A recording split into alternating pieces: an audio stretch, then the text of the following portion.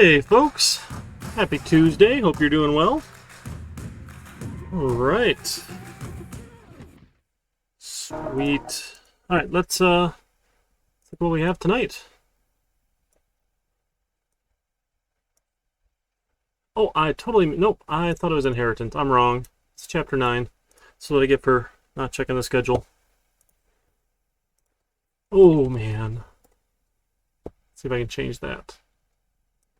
Oops, sorry. Does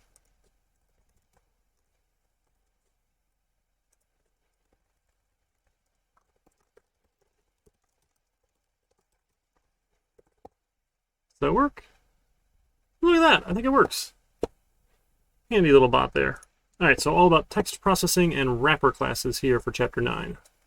Then we'll get into inheritance for chapter 10. That's right. Alright. You can't see that screen. No, how about now? Now can you see the screen? Yes. There. All the other ones can come over here. Alright, do we get it? Alrighty. Whew. Alright, we'll make sure we get the right topic here. Sorry. So I had a couple questions about the project. I wanted to start with that one first. So let's take a look here real quick. So first off, all of the code is out in my course GitHub here. So 2151, summer 2021 here. So if you're looking for the poker hand class that's out here for you, poker hand and card as well. Right. So if you can create a poker hand given the list of cards. Okay. So it makes a new array list of type card. And then it's going to go copy the cards, right, using this card copy constructor that we talked about to make a copy here, right? So you can either make one that takes a face and a suit, or you can make one that copies another card. So the idea here is that when you're building the deck out, you can use this constructor to get all 52 cards. And when you're making a copy, you can make a copy this way. Right, and I forget when we talked about enums and whether or not we could do those in a loop. So I wanted to show you a quick way to loop through some enums here. So if you're going to build out a deck class that you can take cards from,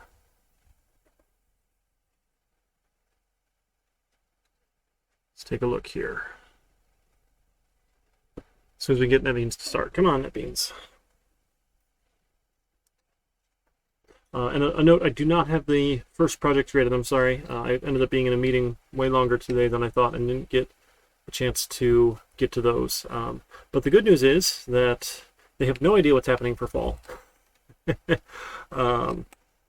So the latest and greatest news is that we're just going to hope that the Michigan OSHA guidelines changes their social distancing requirements to 3 feet or less, possibly, for us to be in person. But nobody knows what those guidelines are going to be or when they're going to change, despite fall having a known start date. So it's up in the air, unfortunately.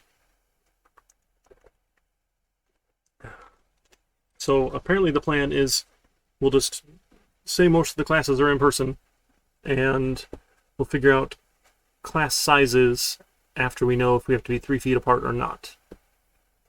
So I'm a little confused by that. My apologies.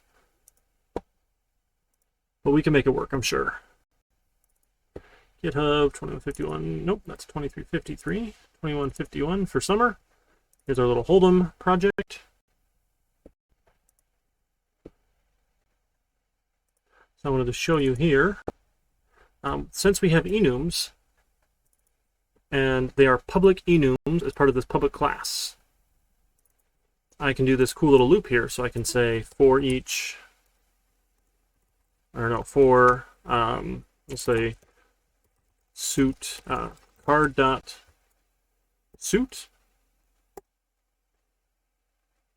and let's call it suit in card dot suit values.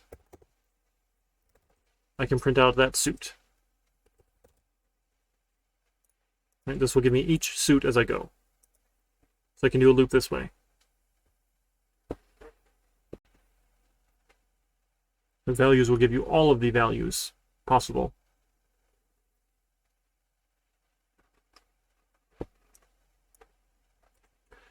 Maybe we'll get that. There we go. Right, so we see clubs, hearts, spades, and diamonds. Awesome. So what we could also do then, right, is we could do another loop. We could say for card.face, face in card.face values. Give me all the values possible in face. And do another loop. And then we could print out a new card of, right, the card constructor wants a face and a suit. Of face and suit. And card has a handy little toString here. I'll give you the face and the suit. Values, there we go. Make that red line go away and give that a shot. Right, and now I see I get all the possible cards. Okay, again, you'd have to, put them in a deck and then shuffle them or pull random cards out of the deck, that sort of thing. So it's not, completely solved here. But here's a nice little example of how you can loop through those enum types. Super handy to have those enums. Again, and then you get nice names, and you can check those sort of things. And card already has the compare to as well. Oh, that's right. It's right here. Right, we're to take the ordinal minus the other ordinal. So a positive number if it's greater than, a negative number if it's less than, and 0 if it's equal to, in terms of a card. So we can compare them using this comparable interface. And don't worry too much about that. We'll talk more about that in chapter 10. But just know that it's there.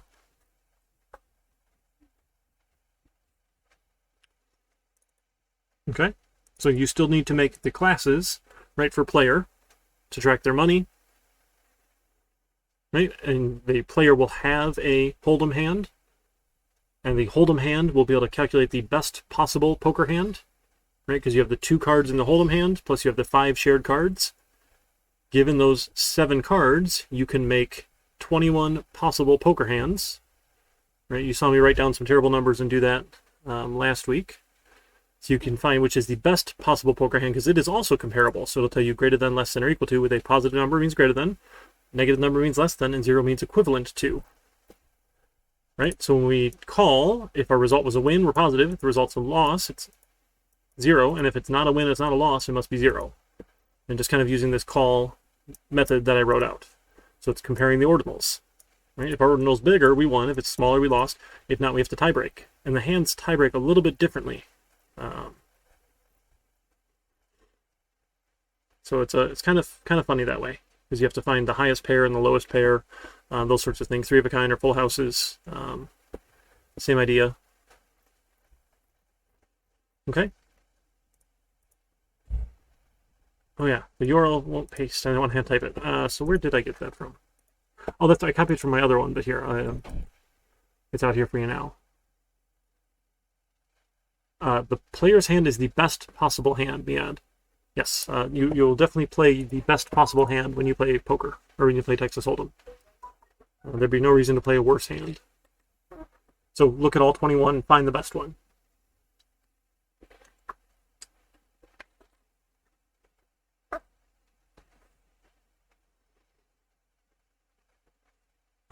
Okay, does that part make sense? So then what's left to do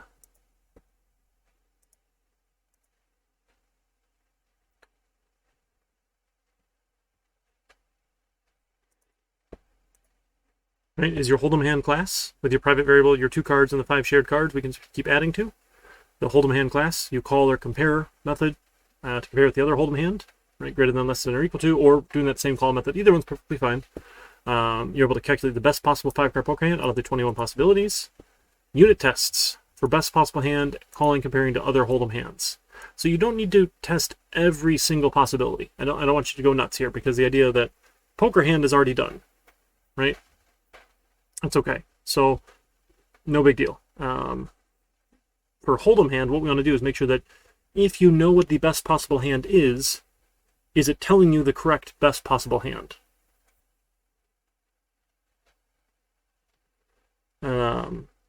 Right? And then when we compare to other hold'em hands, are we getting a correct win, lose, or draw? Right, so we need a couple tests here for this one. So that's why it's 5 points there for that. A couple different tests. Okay? The hold'em game itself. You have all the different rounds of betting, 1 point per round. So you get a bet when you just see 2 cards in your hand with no shared cards. Then you bet with 3 shared cards on the table, with 4 shared cards on the table, and with 5 shared cards on the table. So those 4 rounds of betting, 1 point per round. You don't allow the player to bet more money than they have, or more money than the opponent has, or more money they don't have. Right? So limit their bets, and the game keeps going until someone gets bored and quits or runs out of money for this hold'em game. So you just keep playing hand after hand after hand here. Okay? So 1 player versus 1 computer.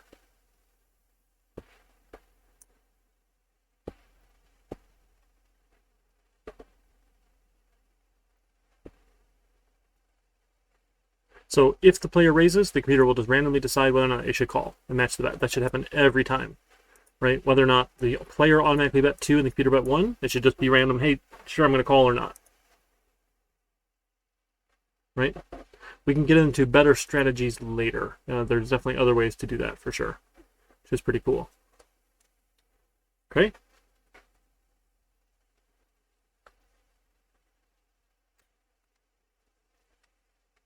Questions, thoughts, concerns about how this all works?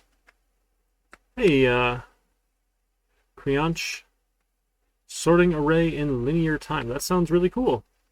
You should probably be able to publish a paper about that, actually.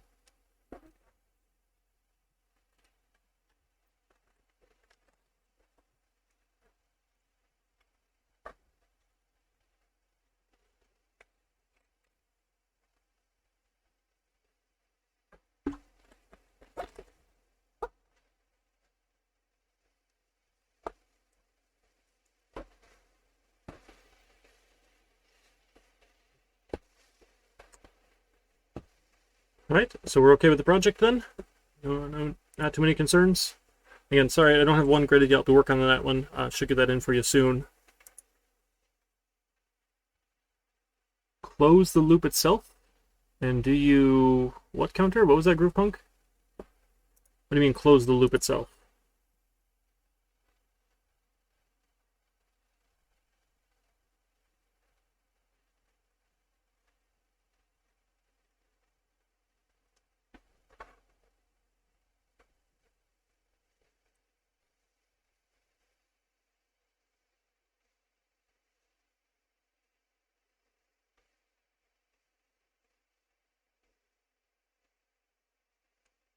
The for loop here? Yeah, so using this enhanced for loop, a for each loop essentially. Yeah, it's taking every card out of, or every suit out of suit values, and we're going to call it suit one at a time. And it'll take every face out of the values and use it one at a time as face. So for every suit, we get every card 2 through ace, and then we go to the next suit. We get every card, every face 2 through ace, and we go to the next suit. We get every face 2 through ace.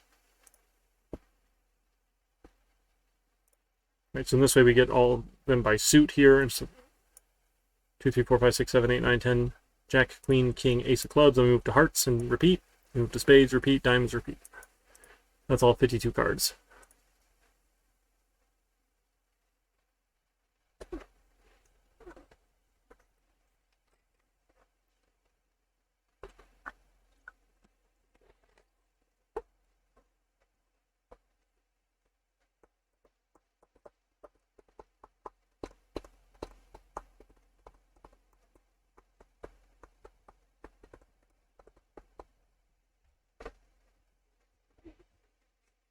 Yeah, does that make sense, Groupunk?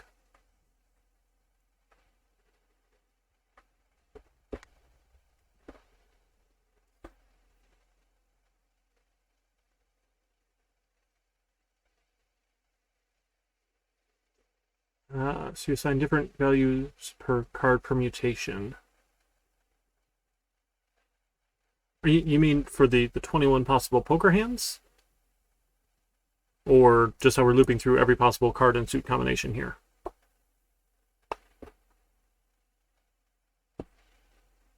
So for the 21 hold'em hands, or the poker hands out of a hold'em hand.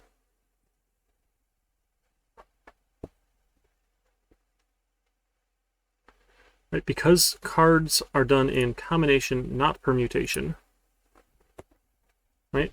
We have our 2 cards here, and then the 5 cards here. right? So this is 1, 2. Those are our Hold'em cards. 3, 4, 5, 6, 7. 7, 4, not a 9, right? So these are the shared cards, and these are ours.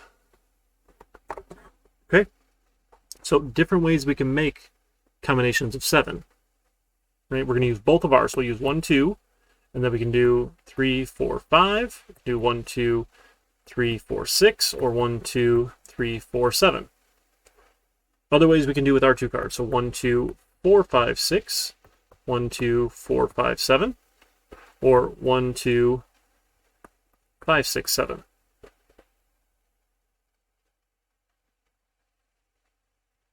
Right? 3, 4, 5, 3, 4, 6, 3, 4, 7, 4, 5, 6, 4, 5, 7, 5, 6, 7.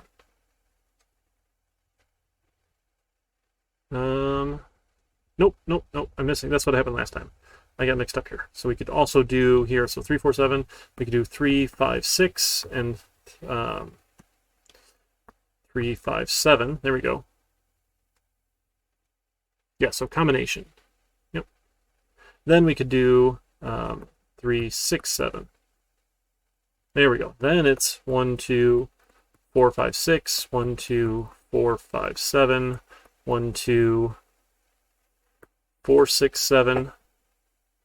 Okay, and then 1, 2, 5, 6, 7. Okay, so that should give us 1, 2, 3, 4, 5, 6, 7, 8, 9, 10. Is that right? That gives us 10 there, using 2 of our cards. Right, then if we only use 1 of our cards, right, we could do 1, and then 3, 4, 5, 6, or 1, 3, 4, 5, 7, or 1, 3, 4, 6, 7, right? Or we could do 1, 4, 5, 6, 7. 4, 5, 6, 3, 4, 5, 7, 6, 7. One more in here. So 3, 5, 6, 7, and then 1, 4, 5, 6, 7. So that gives us 5 more ways here, right? Then we could also do the same thing with 2 and those same ones here. Right, so we get 5 more with the 2s. That's 20. And then the last way is using none of our cards is 3, 4, 5, 6, 7, which is just one way. Right, so all those together here. So 10 using both of our cards, 5 using one of our cards, 5 using the other one of our cards, and then one last way is 21 possible hands out of those 7. So, and 7 combination 5 should be 21, right? I think we checked that on Wolfram Alpha. Look at that, it's even in my search history. How awesome is that? 7 combination 5, 21. There we go. The math proves out.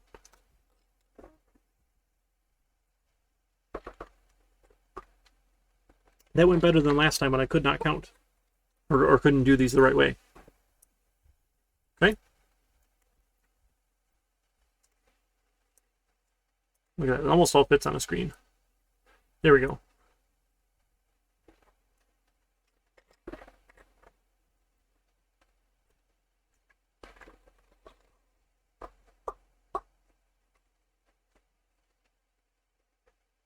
As a fun fact here, you can actually calculate your odds of winning if you know your 2 cards and the 5 shared cards. You can do it without knowing the 5 shared cards, but that gets much harder. Because if you know 7 cards, right, that leaves 45 cards you don't know left in the deck. And 45 combination 2 happens to be 990 possible, I can't spell, P-O-S-S, possible 2-card hands. 2-card Hold'em hands. Each of those 990 has 21 possible 5-card hands. Right? I don't have this, I can't do combinations fast. I just happen to know there's 990 possibilities. This is a fond problem of mine. 45 combination 2, right? Those 45 remaining cards, 990 possible 2-card hands that your opponent could have. if you know what 7 of the cards are. So you could find all 990 possible Hold'em hands, calculate their best possible hand, and see how your best possible hand ranks against the other 990 best possible hands to find out your chance of winning. Now again, when you actually play poker, most people with terrible hands don't play to the end, and there's all sorts of other strategy and things that are involved in psychology and whatnot that go into that. But purely mathematically, that would be your chance of winning. So that part's kind of fun. And if you have all of this in place, this is actually not hard to calculate your chance of winning, losing, or drawing against the 990 possible hands your opponent might have once we get to this place.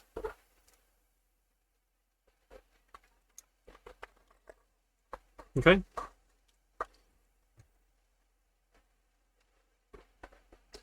Now the problem is calculating odds for different shared cards get to be a little bit different, because if we only know 2, there leaves 50 left in the deck. And 50 combination 5 is a lot bigger, different ways of having 5 shared cards, right? 2,118,760 different 5 shared card possibilities that could happen on the table. That's a pretty big number. So that would take a little bit of time to calculate on our computers. Right? The other ones are relatively quick, right? So, you know, peanuts compared to this. Is that a weird way to write this number, or am I just making that up? The number 2 and then the word million, the number 118, the word 1,000, the number 760. That's a weird way to write that. Excuse me. Oh, look, they even give you a number line. How cool is Wolfram Alpha? All right, anyway. We feeling all right so far?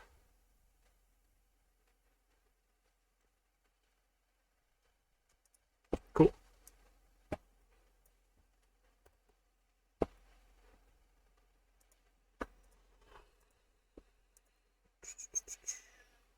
Chapter 9. All right, let me start up a new project in NetBeans here. I'll commit this for you folks. Let's do 2151. So here's loops with enums. Come on, didn't it save? I'm in the wrong repository. I'm in the winter one. 2151. I want the summer one. I'm in the summer one. There we go. Bank account. Why did I change a bank account? Oh, there's some parentheses. It's probably a good thing to have. What we really care about is this one, though. So this is loops with enums. So you can actually not commit to certain files if you so care to. For your purposes, it probably will never matter. But I just want to do it in 2 separate commits for you. Because that way, if you ever look at the commit history, it won't look too crazy. And then... Come on. Computer's sad at me today.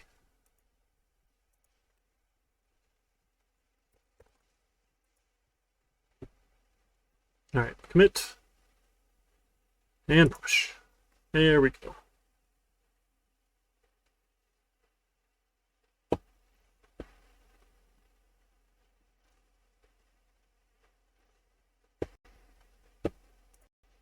Alright, I can start up a new project while we wait for that. No, not undo. Not undo.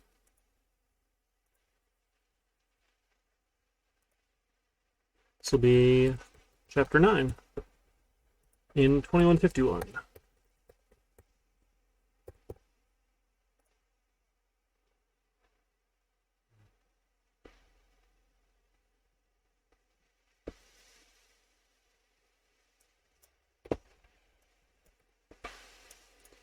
Okay, so if you remember back to doing some keyboard input with this little scanner object here, we would use scanner, and then we'd say, hey, I want an int, like favorite number, equals, and I've always told you, use integer.parseInt, keyboard.nextLine, because otherwise you end up with that funny hanging enter key. Instead of next int, it leaves the enter key in the buffer, so the next time you use scanner to get the next line, it gets an enter key, which is really obnoxious. So I always recommend using integer.parseInt. Now it turns out integer is a class, right? This little orange int here is a primitive type.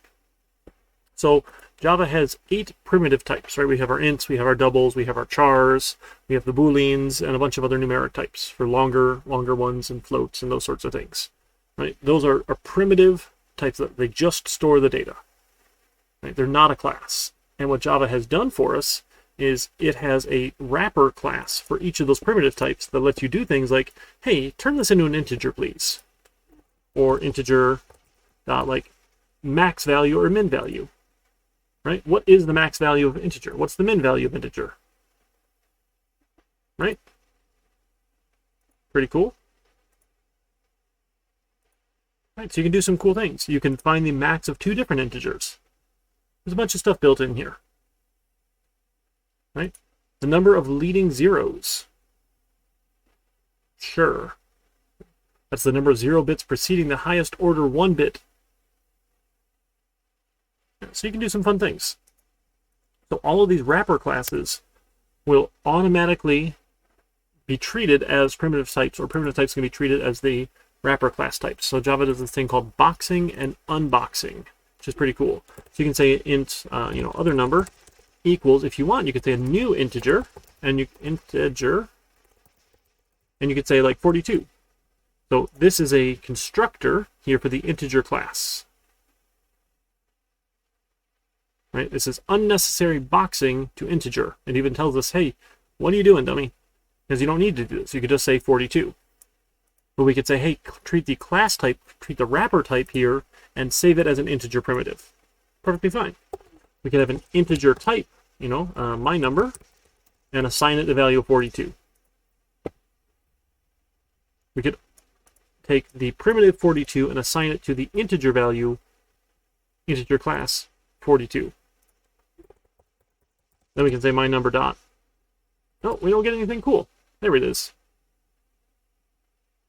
My number dot. We get a couple cool things. Right? Versus other number.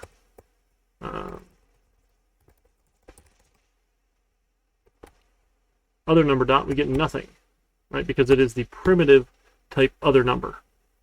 So the primitive type is not a class. There's no functionality here. There's no dot functionality. Because we don't have an instance of anything. But with my number, we have an instance of an integer, and we get some cool features. I mean, I wouldn't do any of these other...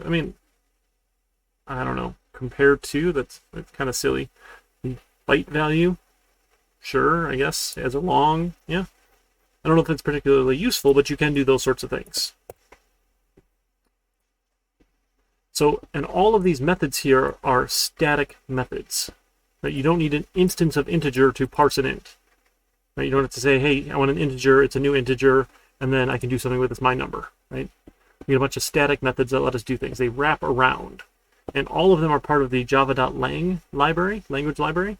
So you have it all there. So character actually has a lot of really cool methods in character. Character dot, like, is alphabetic, is digit, is letter, is lowercase, is title case. Huh.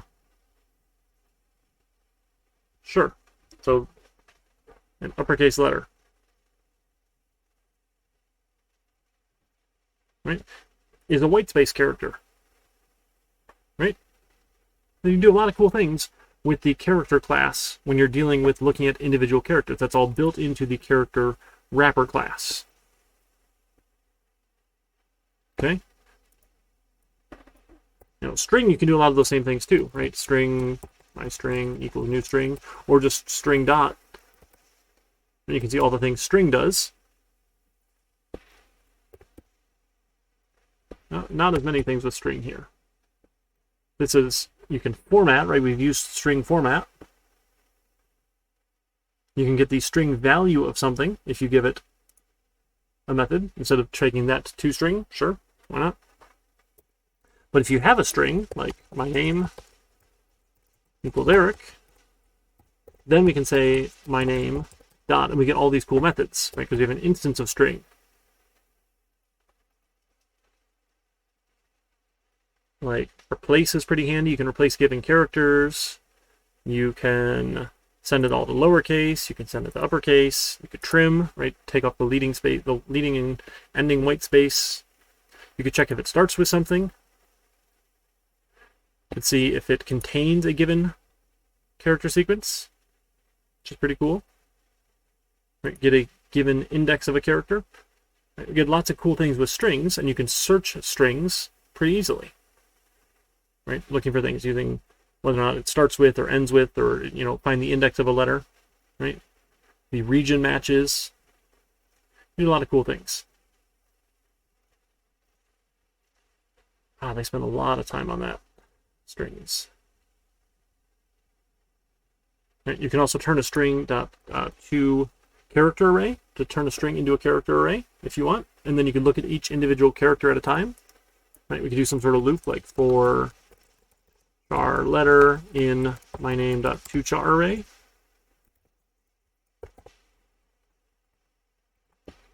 That's a lowercase c, sorry. And then if, character.is lowercase, I don't know, sure, is lowercase, then you could do something. Maybe you'd want to convert it, I don't know. Sure. Do all sorts of fun stuff with it.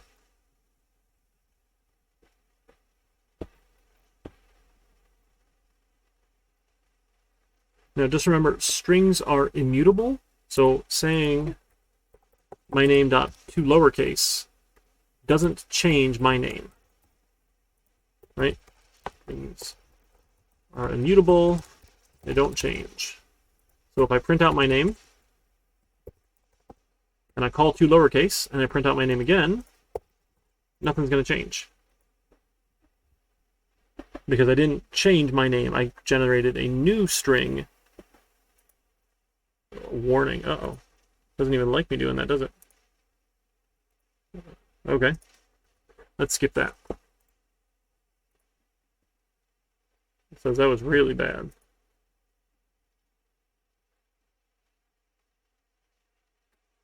Come on. Not doing anything hard here. Oh, that's right. I'm waiting to parse a number. Like, where's the output? Where's the output? All right, 1. Sure. Right, still Eric. It's not toLowercase. So if you want to change it, it has to be my name equals, right, assign whatever I get back from my name.toLowercase. Assign it back to my name. Then we can actually make a new string. And we'll say, hey, uString, you point to this new location in memory now. Now we get the lowercase version because I've pointed myself at that new version. So if you forget to assign, it's not going to work because it'll generate a new string and you just don't do anything with it. Okay. The string builder class is super handy. So you might have gone through and said, hey, let's just for fun here, let's rebuild my name as uppercase. I don't know, why not? So we'll have a string for uppercase name, and we'll say, hey, it starts as blank. And then if the character is lowercase, then we'll take the uppercase name and we'll add in there my letter dot, I'm sorry, uppercase, right, character dot to uppercase, that letter. And if it's not lowercase, then, right, the else here, we can just add in there the character, the letter. You don't have to do anything. It's going to be nice and efficient, right? You don't have to change a character to uppercase if it doesn't have to be changed to uppercase. So we'll do one at a time here. But this, what we're doing here, when we're taking the uppercase name string and appending something to it, and appending something to it, and appending something to it with this plus equals, is we're making a new string every single letter. So it makes a new string of empty plus a letter, assigns it back. Makes a new string of E plus a letter, assigns it back. ER plus a letter, assigns it back. ERI plus a letter, assigns it back. So it's terribly inefficient to be modifying strings in such a manner.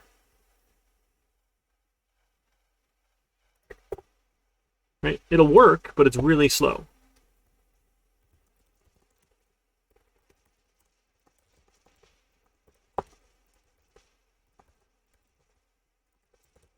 So every letter, right? Every time it's changed, it builds a new string in memory and reassigns. So it's a lot of, hey, save some letters in memory, save another letter in memory, and a new location as a new string, right? Because it's not flexible. So the solution to that is to use something called String Builder. So String Builder is the smart version of that. So String Builder, builder equals to new String Builder. String Builder has a method, append. You can append just about anything you want to it. You can append another string, you can append characters, floats, doubles, ints, whatever here. So we would go through this same idea here. And instead of doing this, we would take builder and we'd append this. And we'd append the letter. So using the string builder append method does not generate a new string in memory, because string builder has this idea, it's kind of it's called a buffer, where it has room for you to be modifying things. Enough room in memory, you know, it has a buffer of space in memory. It can start assigning a bunch of things before it needs to go ask for more memory. Then when you're done, you can print out the builder.toString. Will actually take everything in the buffer and turn it into a string for you.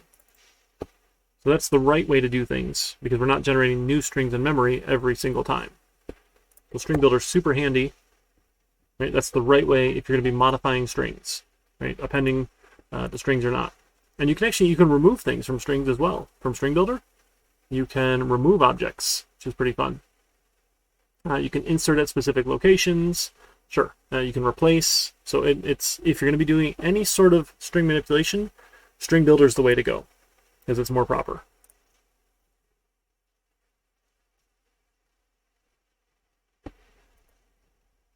All right, another cool thing you can do. Let's say out.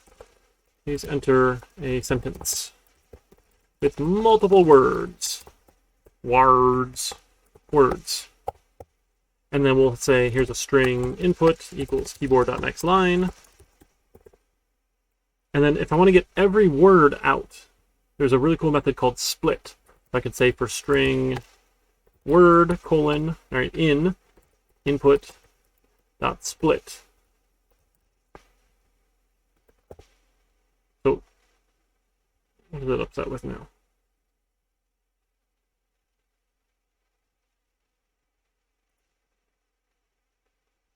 Split. You did it wrong. Oh, I'm sorry. Split. There we go. Split, and you have to tell it what character to use to split. So I want to split on every time there's a space, split. Which will generate it'll take a big string and give me whatever I put in here, it will separate them by. And I can print out the individual word. This one's really fun. So how about please enter a sentence with multiple words? We can paste that one right in. We'll get this original string, right, gets split by whatever character I put in here. So I said I want to split on a space. Every time you see a space, give me that as a individual string. So I get all the words out here. And if you want, you can get silly with this. You could split on periods. Right? And if we run this, so maybe let's write a sentence. Here's another sentence. Are you done yet? Uh-oh.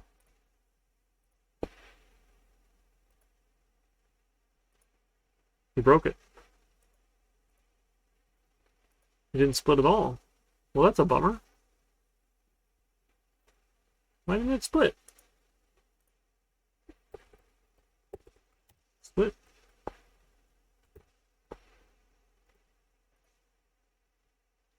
Did it wrong. What did we do wrong here? Should have worked. That's unfortunate. Let's just go Google it here. String split in Java. See what our first hit is. Java T point. Sure.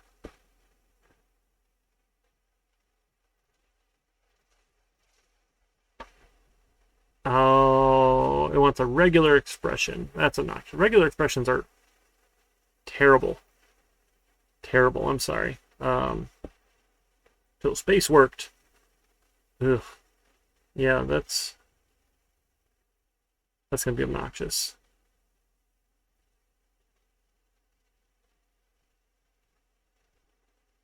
That wasn't, see? Yeah, it just took T. Why did it take our period? Oh, period's a special character in regular expressions. That's right. I wonder if we can do backslash period. Nope. Doesn't like that either. Alright, splitting into period was a mistake. I'm sorry. We'll just leave it as that. You can make split work other ways. Right? Other letters, sure. And we can do other letters. How about A? We'll split on every time we find an A. We'll try this again. This is just as fun, right? So there's an A there, so it cuts the A out. It keeps going till it sees another A. Okay, it cuts that A out. Keeps going till it sees another A. Well, it didn't find another A, so this is the last split token. So they call this tokenizing. Okay? Turns a string into essentially the individual tokens, into individual bits. You can do that sort of thing. So lots of fun ways to do that.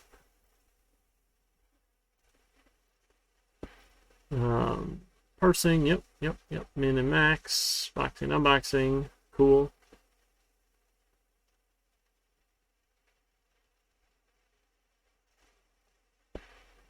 Nice.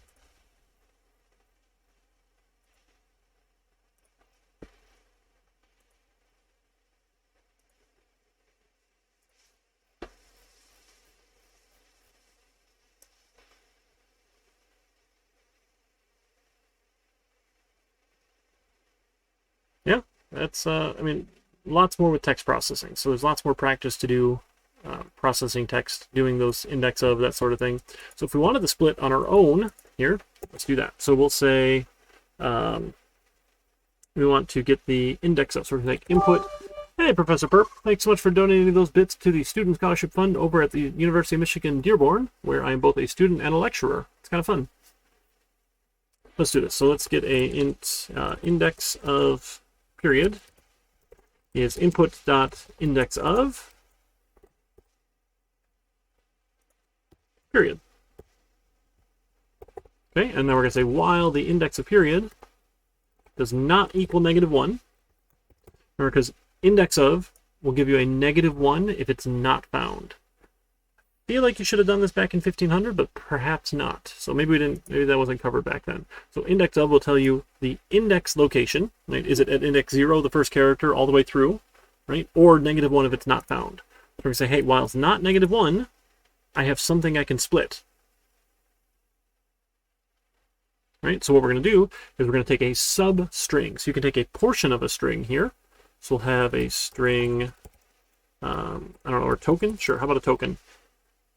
And then we want to go from int previous index, and we're going to start at 0.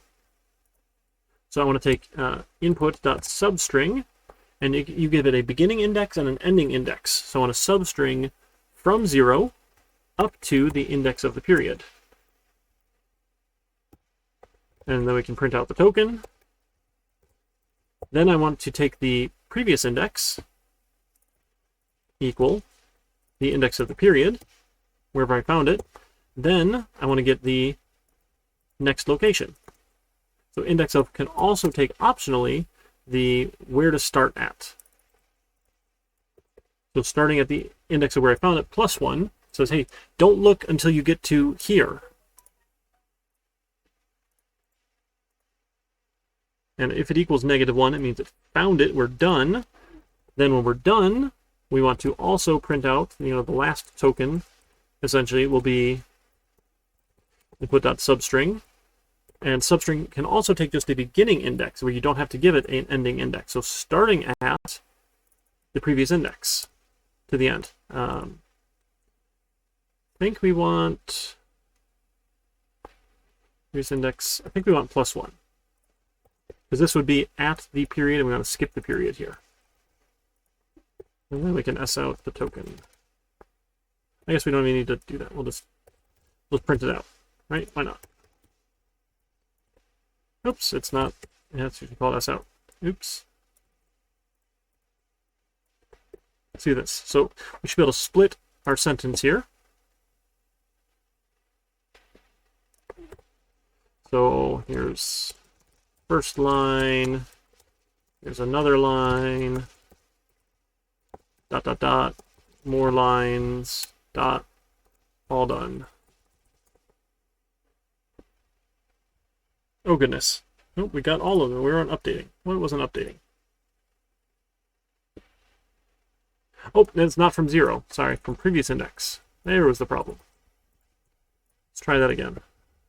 Let me copy that.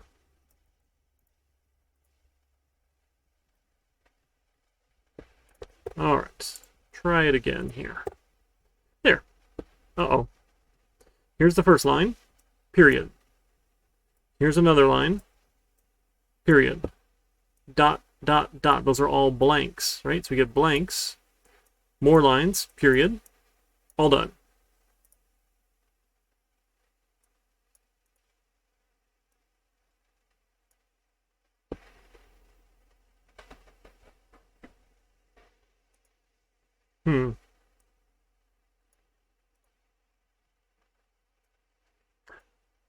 Oh, it did. The first one worked. Oh, here, splitting on A's before still. Here, that was supposed to be splitting on spaces. No wonder the first one looked funny. One more time, make sure that works out. Oh, goodness. Number 4. Oh. I have to get a number first. Come on. It's been one of those days, folks. There we go. Now I can give it my sentence. There. Right, so this is split on spaces. All done. Now here's split on periods. Okay, and if our substring is previous index, index of period, if it's the same thing, we get nothing. So if you say like, hey, substring of 1, comma 1, you get nothing out because it goes from up to but not including this index. So substring is pretty cool. You grab portions out pretty handily.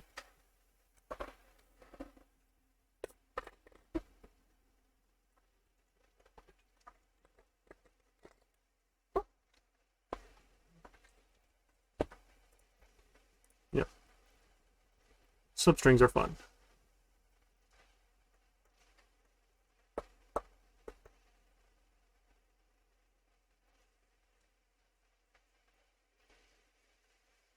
Okay, other thoughts, questions, concerns? This is actually kind of a light chapter, unfortunately. I mean, not unfortunately. It's just how it is. This is all dealing with working with strings, working with character arrays. String builder, again, is huge. This is the proper way to do things. And you can do pretty much all the same things in string builder, which is fun.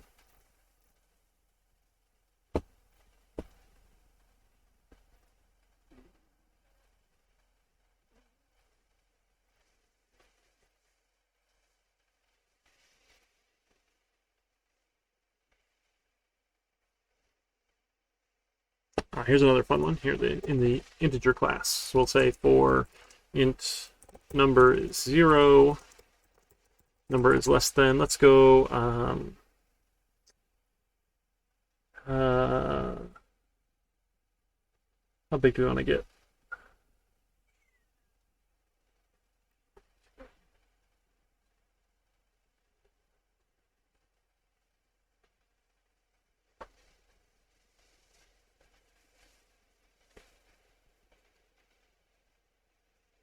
Sure. Let's just say like 32,000 or so. Number plus plus. That's not exactly what I wanted, but that's okay.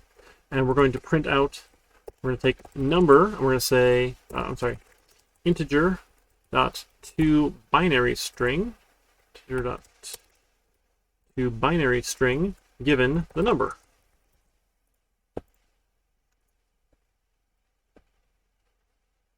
One, sure. Here we go. So we get the binary representation of all of these numbers.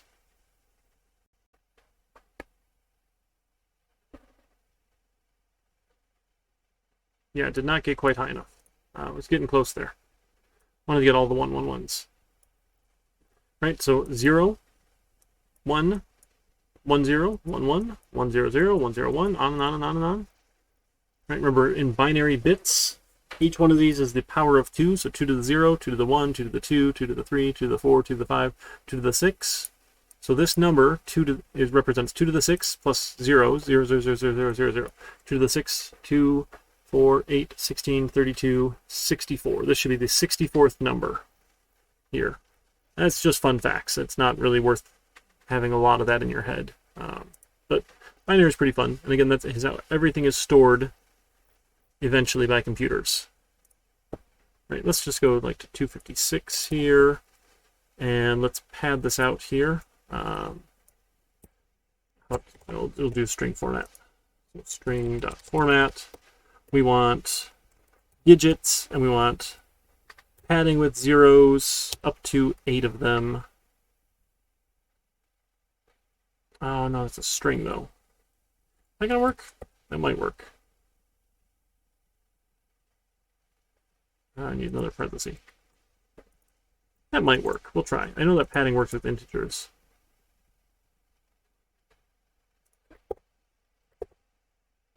Ah! Version failed. Oh yeah, our formatter failed.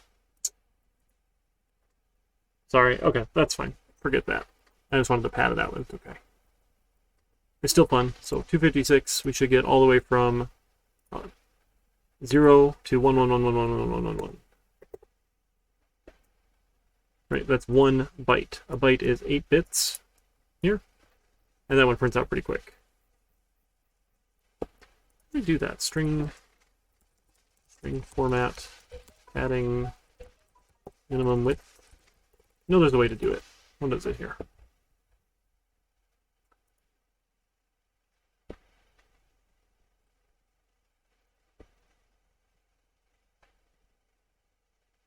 Ah, pad left zeros. What? It doesn't? Oh, goodness. Yeah, string format.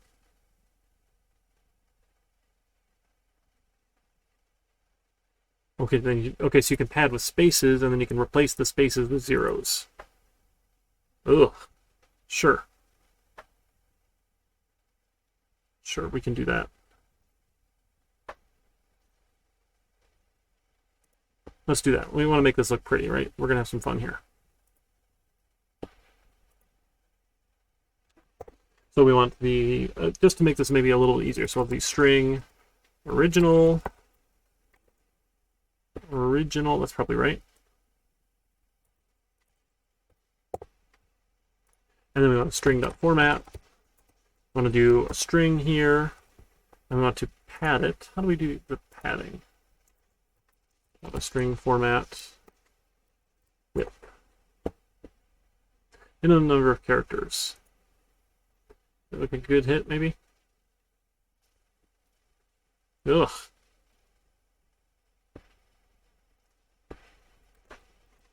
Minimum. Alright, this website book is sad. Oh wait, it had it. Okay. You get 4 characters. Okay. So a number. Okay, that's what I thought. So we can put in here. Let's go 8 as a minimum width, given the original.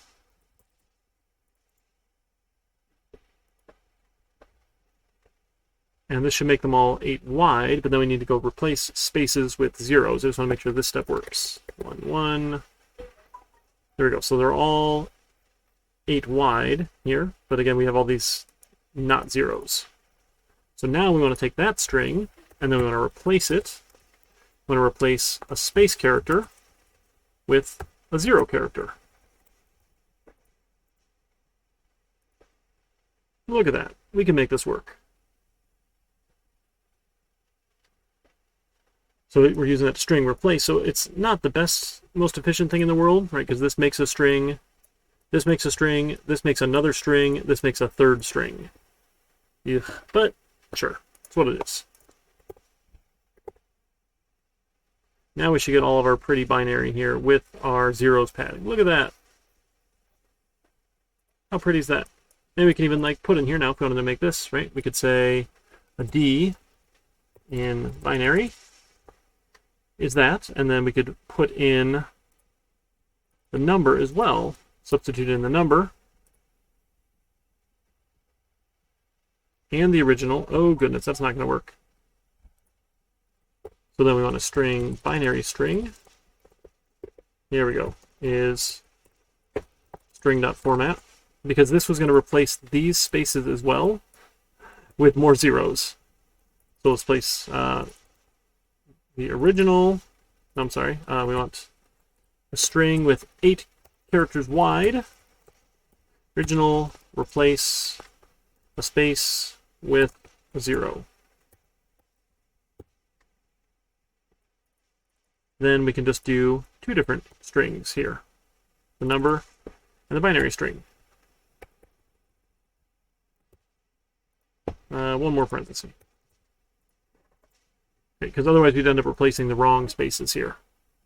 All right, one more time. There we go. So now we get all of our numbers done in binary.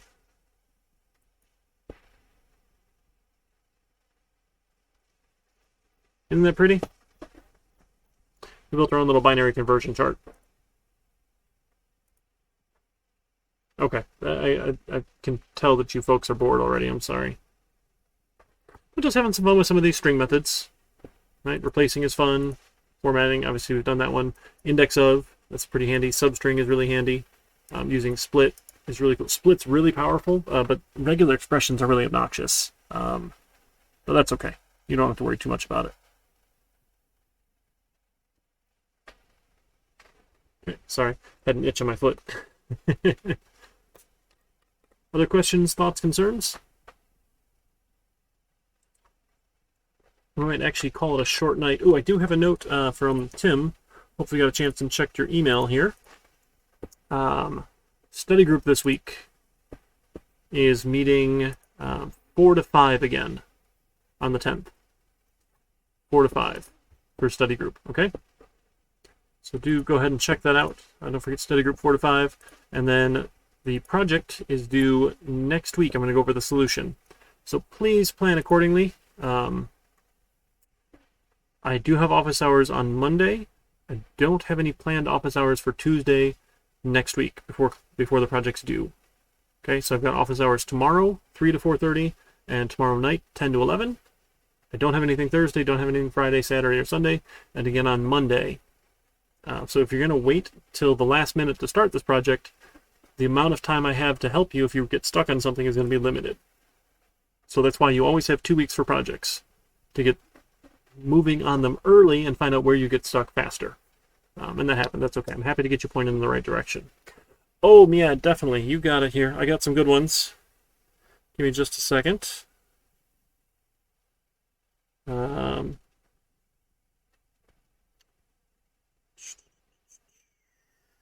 Where is it here?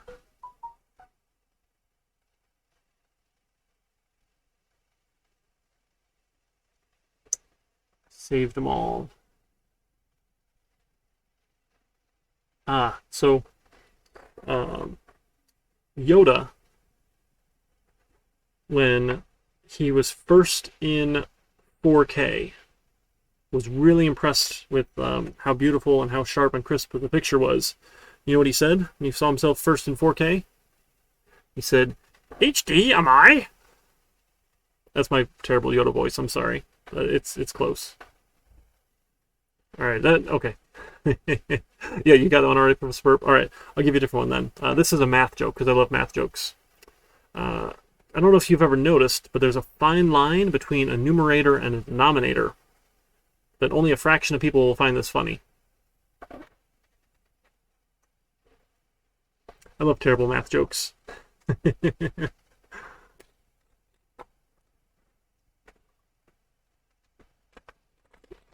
You know, there's been a push to get Washington, D.C. statehood and also Puerto Rico.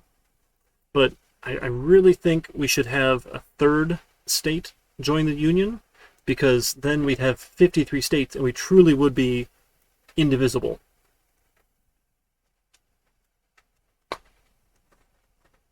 All right, that one's a bit of a stretch. That one's a bit of a stretch, but prime numbers are pretty cool.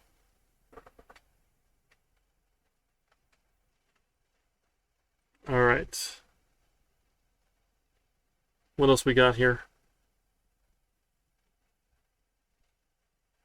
Yeah, if you have other jokes, please post them in the memes channel in Discord. I love seeing your jokes, other memes and things.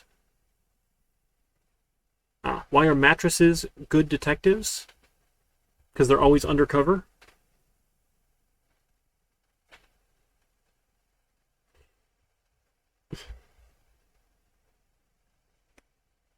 You gotta up the cost. I mean, I should charge more for the better ones, right, Professor Perp? All right. That's actually all I have tonight. Chapter 9 is a little bit short. We'll get into inheritance. We'll spend 2 weeks in Chapter 10 coming up. We'll work on our project after that. Yeah, I mean, dad jokes definitely have tiers, whether or not, I mean, you could get a basic pun, or you get like a real joke, or, you know, you could get one of the storytelling ones, right?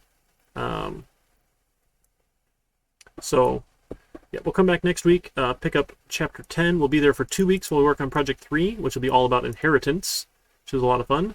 And then we'll come back for exceptions and advanced file I/O. Chapter 11 is kind of 2 topics, so we'll spend a little more time on that as well. Do all about exceptions, and then we'll do all about advanced file I/O. And we'll do a project on that. Then we'll come back and get into Java FX programming for the final project after the midterm on 7/13. So the midterm's a little bit late. Don't forget, I think I did post the quiz, right, for Chapter 8. Yeah, the Chapter 8 quiz. I pushed it out till Friday because I think I'd posted it a little bit late. I didn't get it posted that day for you, so I want to make sure you get at least a full week for these. So do notice by June 11th, 11:59 p.m., I need that Chapter 8 quiz in, and I'll work on getting your Chapter 6 quizzes and the Project 1s graded for you folks. That's the plan for this week. Okay. Again, any questions, you're welcome to ask in the Discord, just as if we were meeting in person. Someone else will see your question and my answer, and they'll be really grateful because they had the same question and they just hadn't thought to ask it yet. So questions are great. You're welcome to collaborate with your study partner, collaborate with anybody who shows up to the supplemental instruction sessions in terms of discussing the problem and the solution. Right? The point at which you start taking notes and you're like taking other people's code or writing down exactly what code they have, we've gone too far. But in collaborating, talking about it is perfectly great. I don't know if you noticed, one of your classmates asked about, hey, what kind of classes I want to write. I want a player class, I want a deck class, and I want a hold'em hand class. I said, yes, please, do those things. Like that sort of discussion is great. What kind of attributes are you going to have? What kind of methods you're going to have? Great. You know, talk about all that. That's all well and good. Arguments you might have for your methods, that's all fine. But like if you're starting to, okay, here's the line that they wrote, here's this line, you know, that's too far into copying. But I'm happy to have you folks collaborate. More than happy for that as well. Okay, so I've got the starter code out in GitHub. Don't forget, for the Hold'em project. Right, again, you're building deck, you're building player, you're building the Hold'em hand that can generate the best possible poker hand given all those combinations, that sort of thing. Okay, then we can go from there. All right, that's all I got, folks. Let's see who else is out in Twitch land we can go pester. And we'll go from there. Let's see. Make sure we have all this out here. This is Chapter 9, right? So Chapter 9, while that loads. Commit. And if you have any people you follow on Twitch, I'm happy to send raids over their way as well. It's kind of fun to check out who else is around. Ooh, Play in the Mud is doing ceramics. If you folks want to check out some ceramics, we could do that. Let's see here. I'm actually going to put on my ending page here because otherwise it's just, I don't know, the screen capture gets really funky here. I'll put some more music on too. I'll find somebody to raid.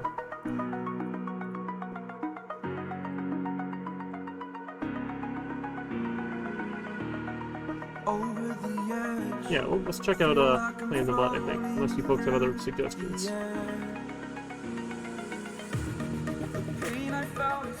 Right, yep, I'll head over that way. Folks, take care. And I'll see you around. Come to office hours if you have questions. Or shoot me an email, find me on Discord. Happy to get you unstuck. Folks, take care.